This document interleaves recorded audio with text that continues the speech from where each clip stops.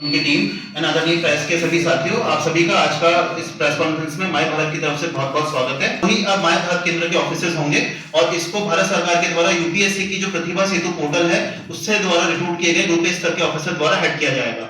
इसी कड़ी में जो एक हमारा मेजर प्रोग्राम है सरदार अड्डा 150, उस पर हमारे जो आदरणीय चेयरमैन साहब जो संभाग के हैं श्री जितेंद्र मीना जी, आदरणीय डिस्ट्रिक्ट कोऑर्डिनेशन कमेटी के चेयरमैन कलेक्टर साहब एवं जो टीम के अन्य सदस्य आप लोग को ब्रीफ करेंगे। जी थैंक यू सर। शुभकामनाएं आप सबको, क्योंकि आज का वो महत्वपूर्ण दिन 31 तारीख राष्ट्रीय एकता दिवस, जिसमें पूरे राष्ट्र को एक सूत्र में।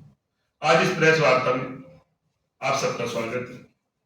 मेरे साथ इस प्रेस में आपके जिला कलेक्टर, हमारे जिला अध्यक्ष भाई गजेंद्र जी, डिपार्टमेंट से लगे हुए खंडेलवाल जी, और आप सबका बहुत बहुत स्वागत करता हूँ और नमन करता हूं आपको कि इस पुनीत कार्य में प्रेस की जो महत्वपूर्ण भूमिका हो सकती है उसके लिए आप सब बताएं। साथियों, भारत सरकार ने programme Sardar at the rate 150 unity march तय किया। इस विषय में मैं आपके सामने 2-3 बातें रखना चाहता हूं कि क्या जरूरत पड़ जाती है देश को ऐसी कि सरदार वल्लभ भाई पटेल के 150वीं जयंती की धूमधाम से मना, क्योंकि कहीं ना कहीं ये देखने में आया है कि मेरे देश को, युवा भारत को राष्ट्र निर्माण से जोड़ने के लिए जो सरदार साहब ने सपना देखा 562 रियासतों को एक करने का, क्योंकि जंग आजादी के बाद 1947 में हम आजाद तो हो गए, लेकिन आजाद हिंदुस्तान में भी बहुत सारी समस्याएं क्या क्या रही।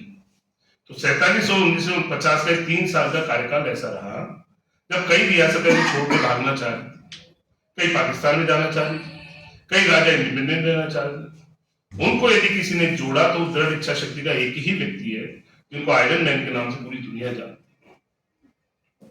सन 2010 में माननीय मोदी जी ने एक सपना देखा कि क्यों नहीं, जिस सरदार साहब की वजह से आज हिंदुस्तान एक गणराज्य बना है, भारत गणराज्य बना है, उनको आने वाली पीढ़ियां सुने जाने, क्योंकि कहीं ना कहीं कुछ दलों ने उनको पीछे रख दिया था, इतिहास में पीछे कर दिया, क्योंकि जंग आजादी कोई एक व्यक्ति की लड़ाई नहीं थी।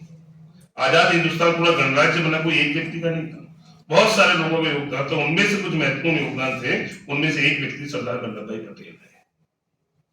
सरदार साहब जो बैरिस्टर रहे, सामान्य किसान परिवार में पैदा होते और देश के लिए दृढ़ इच्छा शक्ति से एक करने का काम उनका रहा।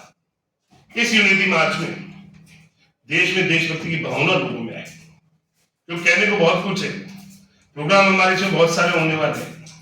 हर जिले से 2 कार्यकर्ता गुजरात जाने वाले 150 किलोमीटर की पदयात्रा होगी। हमारे यहाँ से भी 2 नाम निश्चित होंगे। हमारे हर लोकसभा में 10 किलोमीटर की यात्रा करने वाले हैं। उसमें हम लोग जो विचारधारा लेके आए, हमारी विचारधारा जो हम कहते हैं कि राष्ट्र प्रथम, क्योंकि हम एक दल विशेष से संबंध रखते हैं, ये कार्यक्रम सरकारी है। मैं पूरी तौर पे स्पष्ट रूप से कहना चाहता हूं, इसमें भारतीय जनता पार्टी सहयोगी के रूप में सरकार के लिए काम करेगी।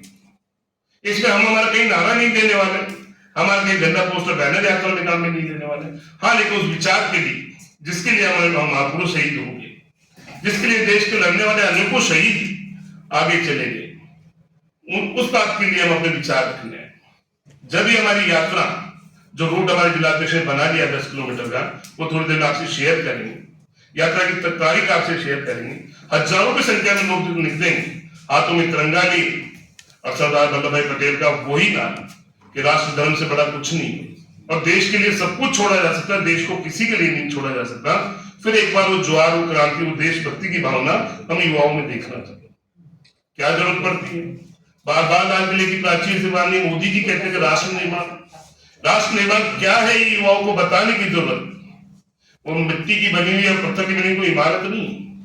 राष्ट्र निर्माण की 3 बातें महत्वपूर्ण। हमारे इसमें आत्मनिर्भर भारत का भी संकल्प है, एक भारत श्रेष्ठ भारत का भी संकल्प है। हम इसमें संकल्प पत्र भी करेंगे, शपथ भी लेंगे, सौगंध भी खाएंगे। ये इसलिए होगा क्योंकि राष्ट्र निर्माण 3 चीजों से बनता है। जो सॉवरेन यूनाइटेड देश बनाना वो किसी के बस की बात नहीं था।